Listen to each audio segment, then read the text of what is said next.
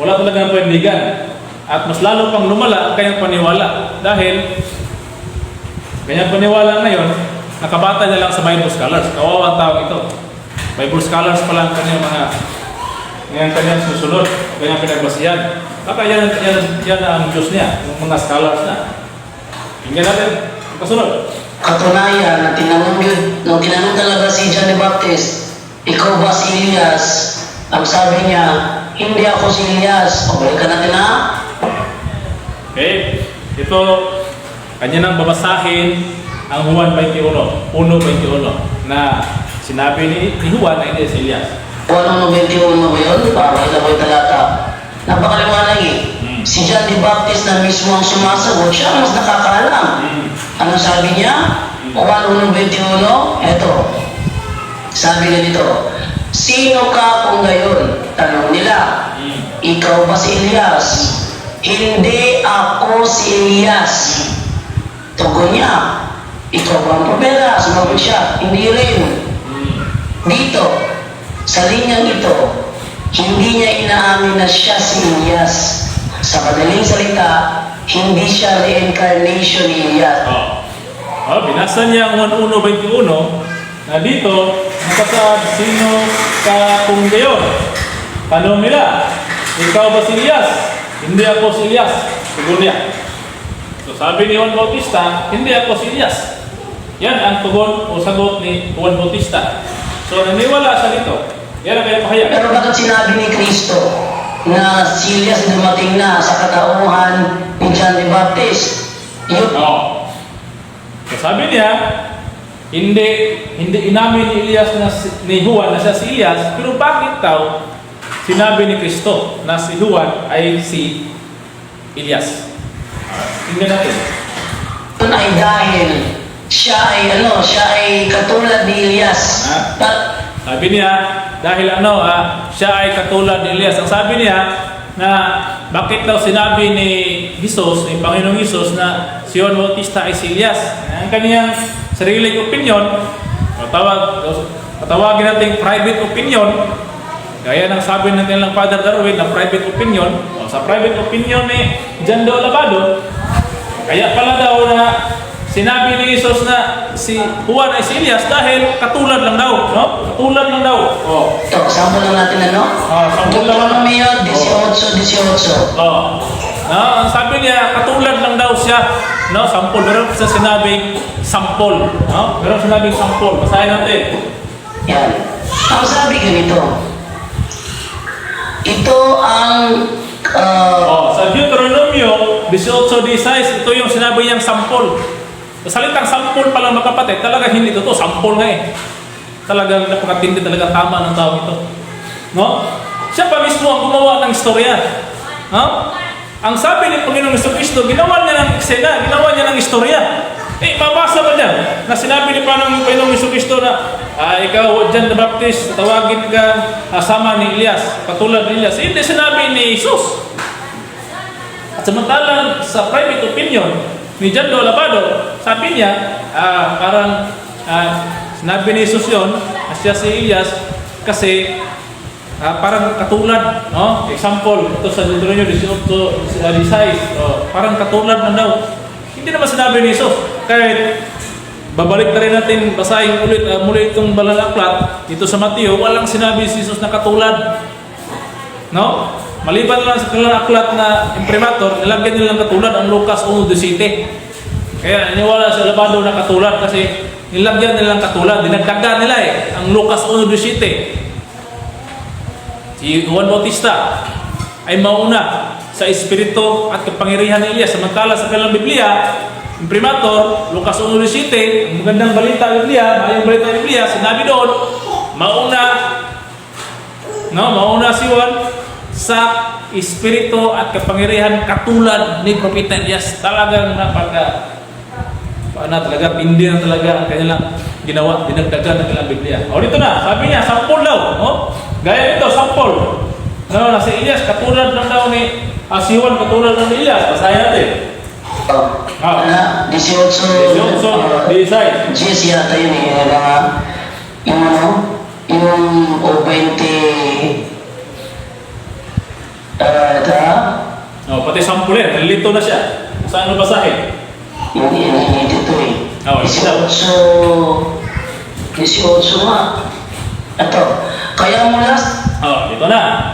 So, dito raw sa Deuteronomio 18, versikulo 18, nakita natin yung sample, basahin natin. sa kanila, pipili ako para sa kanila ng isang propetang katulad mo. Yan na. Ang kausap ito si Moises.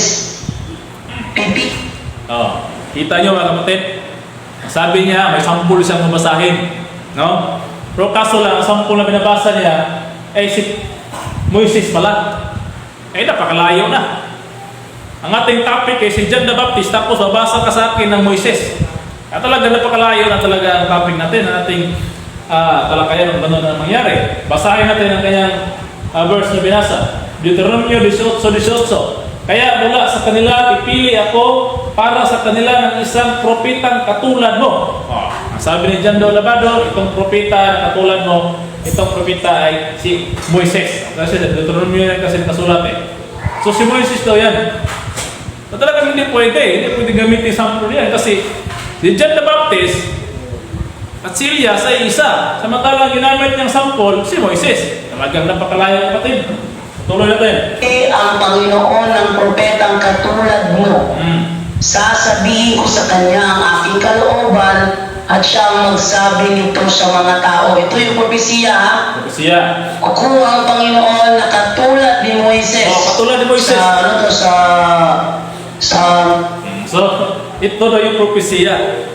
Nagkukuha ang Panginoon ng propeta na katulad ni Moises. So, yan ang kanyang binasa, yan ang kanyang palusot, yan ang kanilang depensa.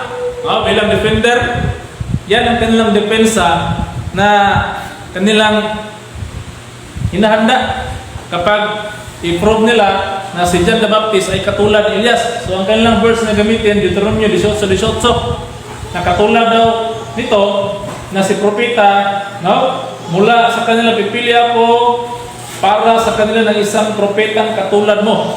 Katulad daw ni Moises, ipili ang Diyos.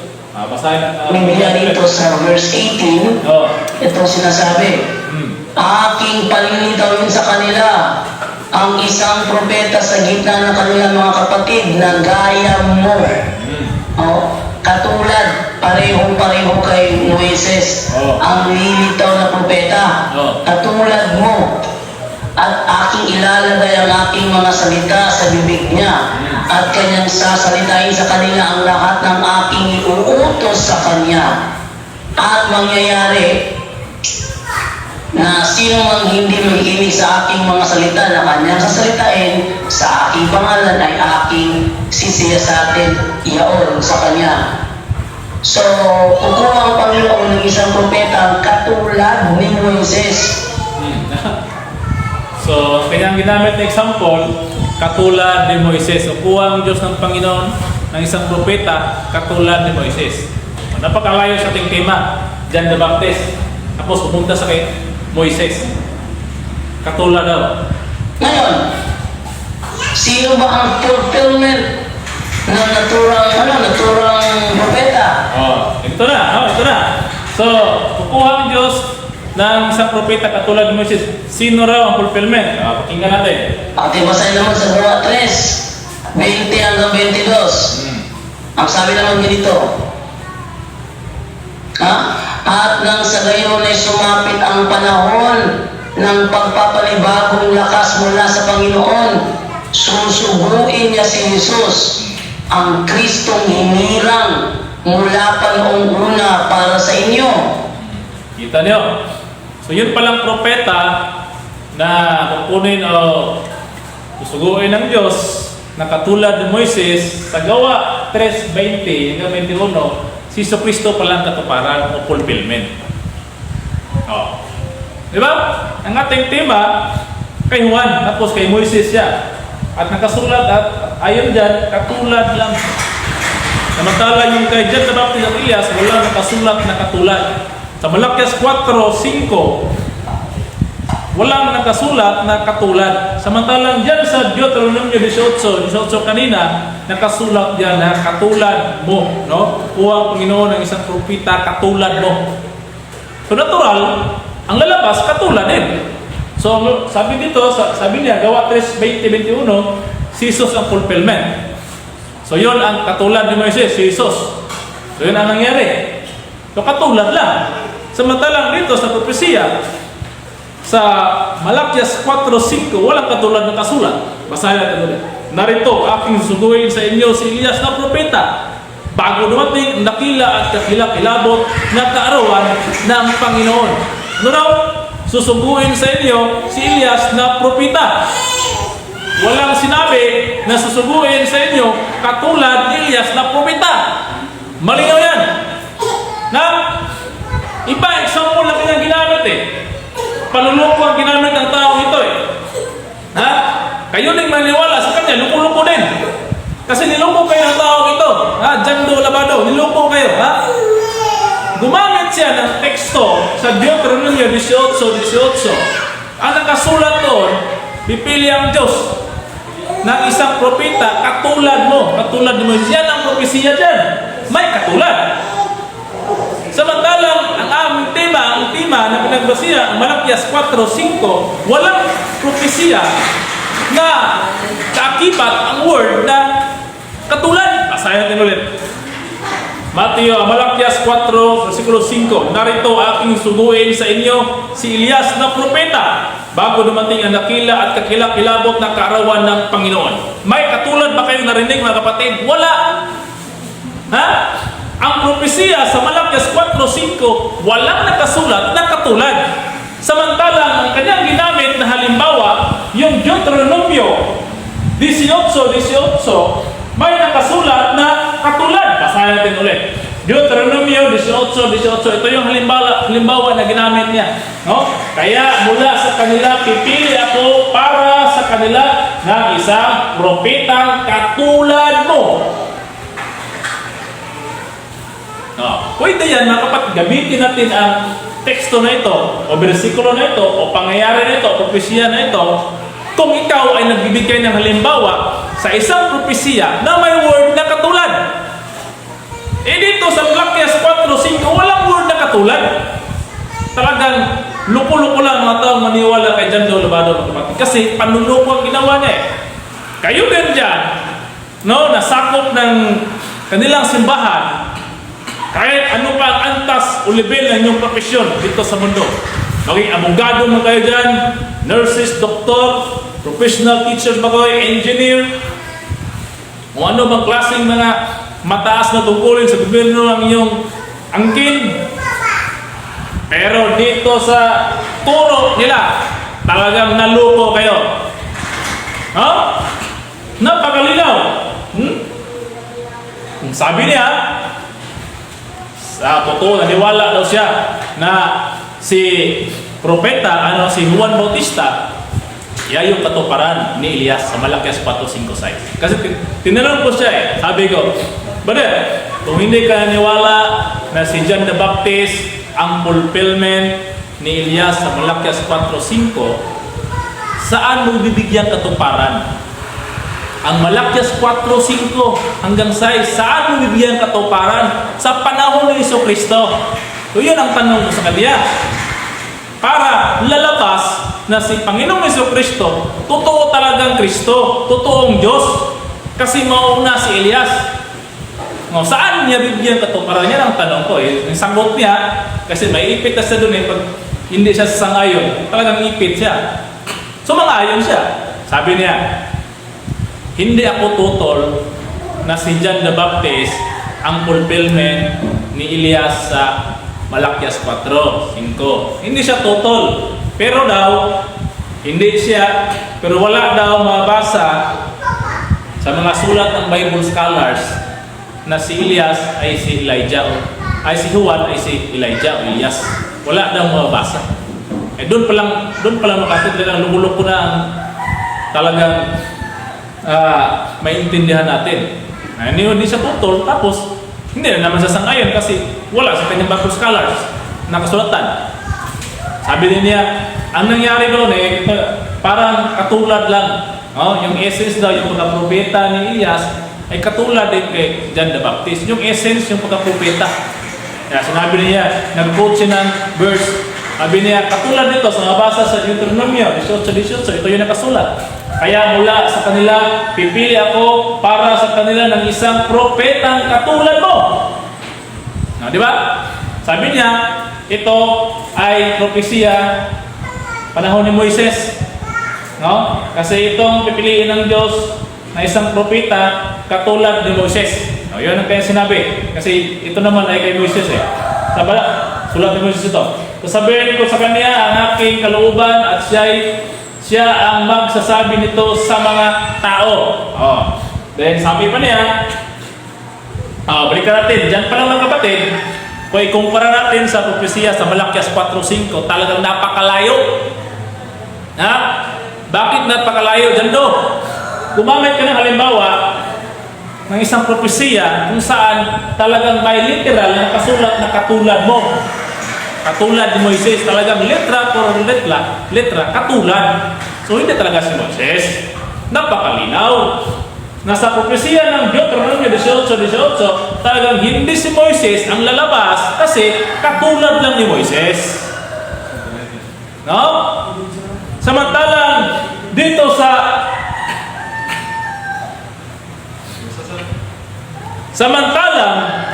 sa propesya na sa Malakias 4:5, no? Sa Malakias 4:5, malinaw na wala pong word na katulad dito, no? Nakasulat dito sa Malakias 4:5, ito nakasulat. Narito aking suguin sa inyo si Elias na propeta bago dumating ang nakila at kakilakilabot na kaarawan ng Panginoon. Walang nakasulat na katulad ni Elias. Hindi sinabi na narito aking suguin sa inyo si Elias. Aking suguin sa inyo ang isang katulad ni Elias. Wala. Hindi sinabi dito.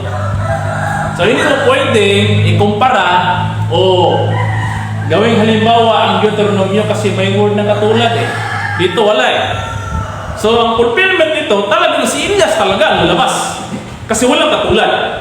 Diyan, talagang hindi si Moises ang lalabas. Kasi katulad na karating. Katulad ang nakasulat yan. So ganyan. Yan ang pag-intindi ng...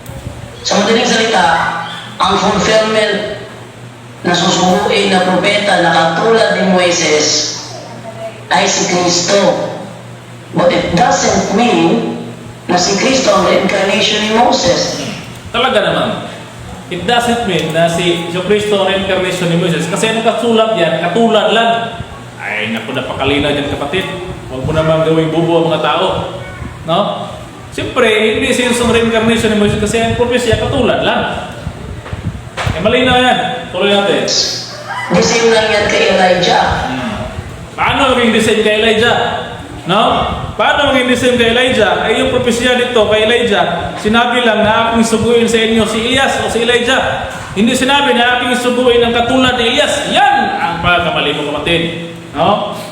Hindi mo inintindi na mabuti. Gumamit ka ng ibang bersikulo na hindi sangayon dito.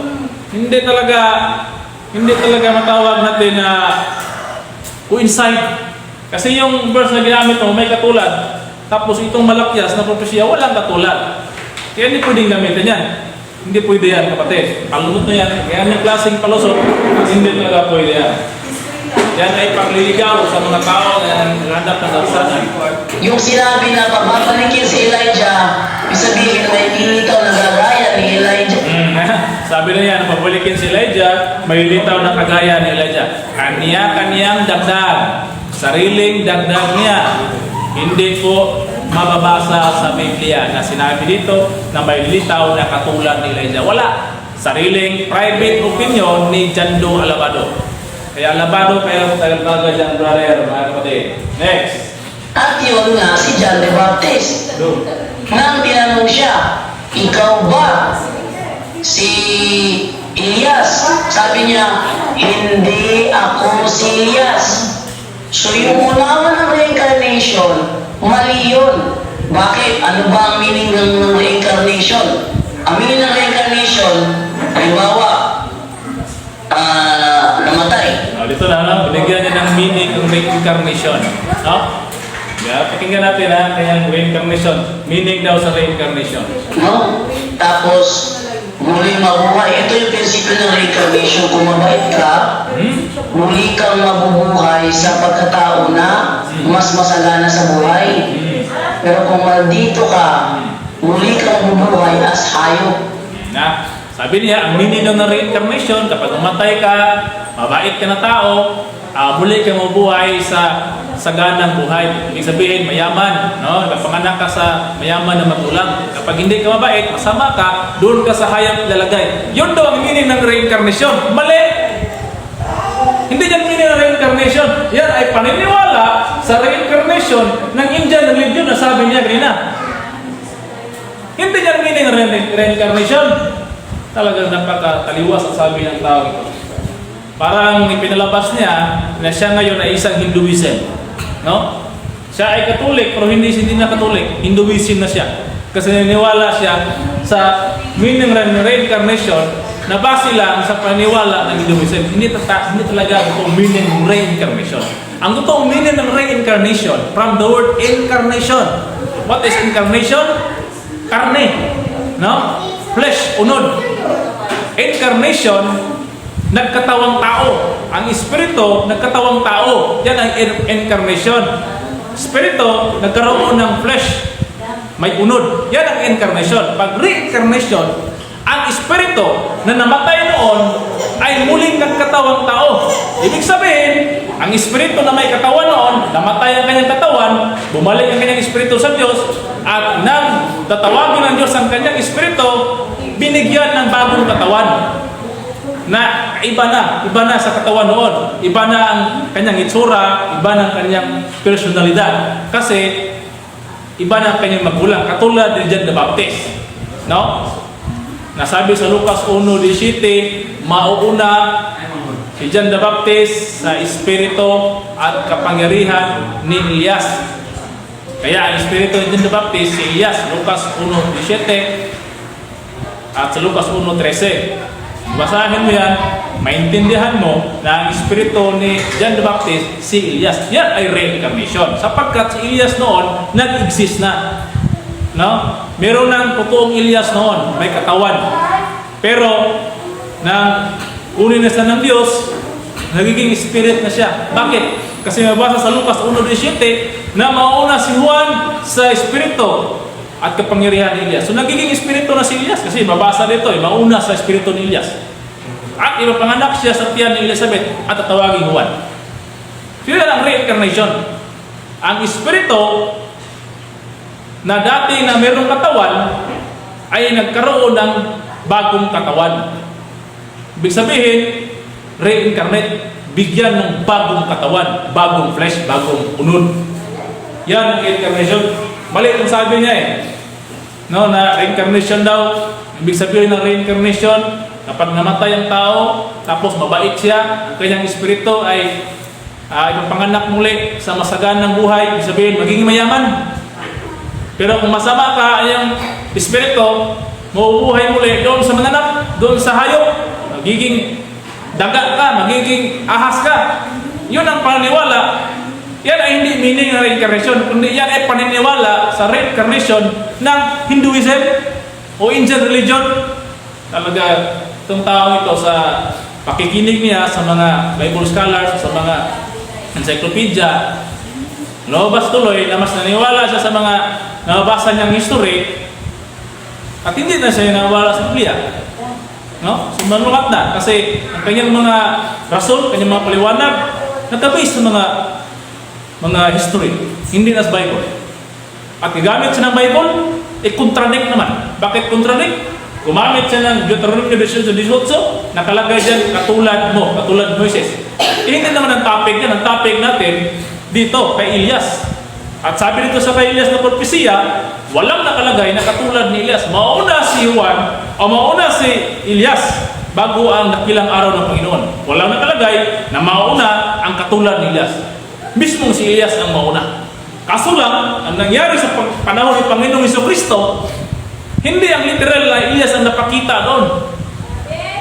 Na-prove natin na hindi literal na katawan ni Elias kasi sinabi ni Jesus na si Juan Bautista ay si Elias na Ferrito na pinanganak ni Elizabeth na asawa ni Zacarias. Ibig sabihin, si Elias ay nagiging espiritu na ipinanganak doon kay Elizabeth at nagkatawang muli sa katawan ni John the Baptist. Yan ang reincarnation. Iba ang kanyang reincarnation Hinduism Kaya, itong tao ito, hindi natin malalaman natin, baka sunod na taon, ilang mga taon, nagiging Hinduism na ito. Kasi mula siya sa SDA, naging Katoliko. Ngayon, naniwala na sa Hinduism. Para itong langaw na pula ang kanyang puwet.